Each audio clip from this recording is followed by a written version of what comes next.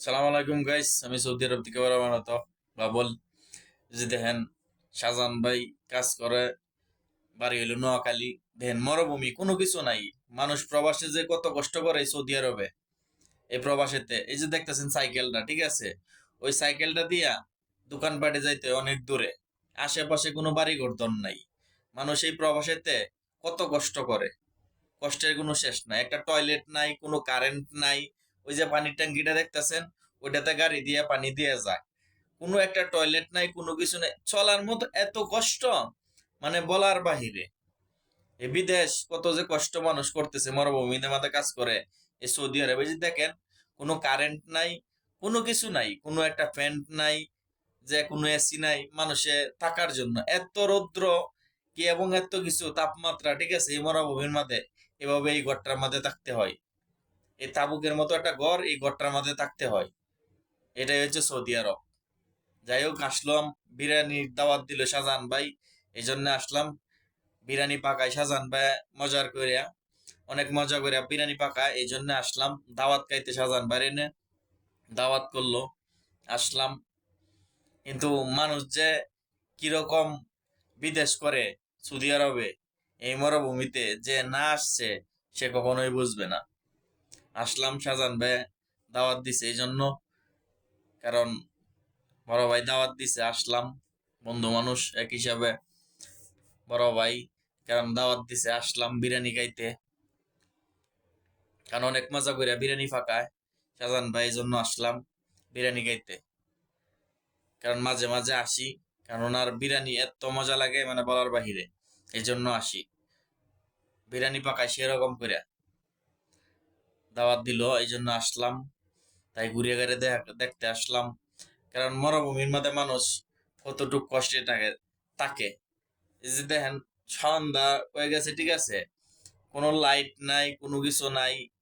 এরকম অবস্থা, মানে মানুষ কঠিন এই প্রবাসে দিন পার করে। কতটুক কঠিন, কতটুক কষ্ট টাকা কামাইতে। এই প্রবাসে, প্রবাসে টাকা কামাইতে যে কতটুক কষ্ট হয়। আর আপনারা দেখলেনই তো, ওই যে একটা সাইকেল আছে, ওই সাইকেলটা দিয়া অনেক দূর যাইতে হয় বাজার সদাই আনতে গেলে। ওই সাইকেলটা দিয়ে যাইতে হয়। আর যদি মালিক আসে, মালিকে নিয়ে আসে গাড়ি দিয়া, তাহলে। কারণ আশেপাশে তো দেখলেনি বাড়িঘর দর, কোনো বাড়িঘর দর নাই, সব মরুভূমি। কারণ কঠিন জীবন যাপন এই বিদেশটা।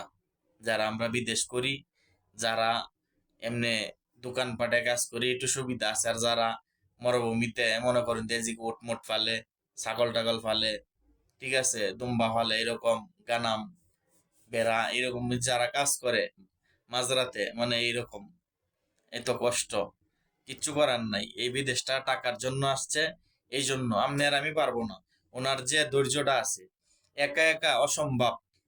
এই মরুভূমির মধ্যে একলা একলা থাকা, কাজ করা অসম্ভব। কারণ কোনো লোকজন নাই, একদম নিরিবিলি এই মরুভূমির মধ্যে, বলার বাহিরে। এত নিরিবিলি, মানে বলার বাহিরে। কোনো লোকজন নাই, কোনো কিছু নাই।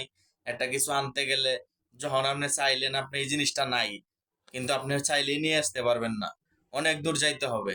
তবে ভিডিওটা ভালো লাগলে সবাই লাইক, কমেন্ট, ভিডিওটা অবশ্যই শেয়ার করে দিবেন সবার মধ্যে। কারণ কত যে কষ্ট দেখেন, একটা প্রবাসী চাকরি করলে মরুভূমিতে কত কষ্ট, কষ্টের কোনো শেষ নাই। ঠিক আছে, কষ্টের কোনো শেষ নাই। এই সৌদি আরবে কত কষ্ট, কারণ মরুভূমিতে যারা চাকরি করে। কারণ এই যে পানি, একটু একটু পানি খরচ করতে হয়, বেশি পানি খরচ করা যায় না। কারণ পানি শেষ হয়ে যাবে, পানি পাবে না, এই জন্যে। কারণ গাড়ি আসলে তারপরে পানি দিয়ে যাবে।